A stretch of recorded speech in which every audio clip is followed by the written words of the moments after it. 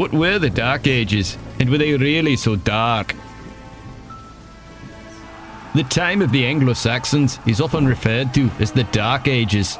There are two main reasons for this. Firstly, not much was written down during this period, so we are in the dark about what daily life was like. Secondly, people accused the Anglo-Saxons of being uneducated and uncultured, especially in comparison to ancient Rome or ancient Greece.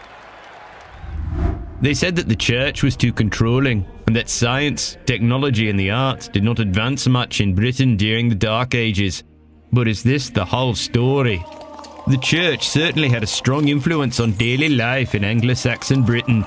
However, this wasn't necessarily a bad thing. We know that monasteries were places of literacy, learning and art. Far from having no written records from the time, plenty of prayer books, law codes, histories and poems were written during the Dark Ages.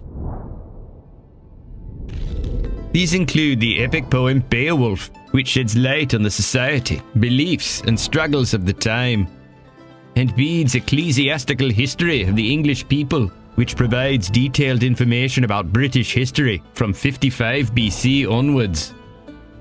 The Lindisfarne Gospels, 715 to 720, Anglo-Saxon Chronicles, and the Domesday Book were other important writings from this time. It is true that during the Dark Ages, the Eastern world made bigger advances in math and science. However, there were also many innovations in the West. Agriculture prospered thanks to new inventions such as the horse collar and the heavy plough. As a result, trade thrived and some Anglo-Saxons became very wealthy. We know this because archaeologists have found hoards of treasure, such as the one in Staffordshire, full of weapons and elaborate jewellery. Perhaps the Dark Ages weren't so dark after all.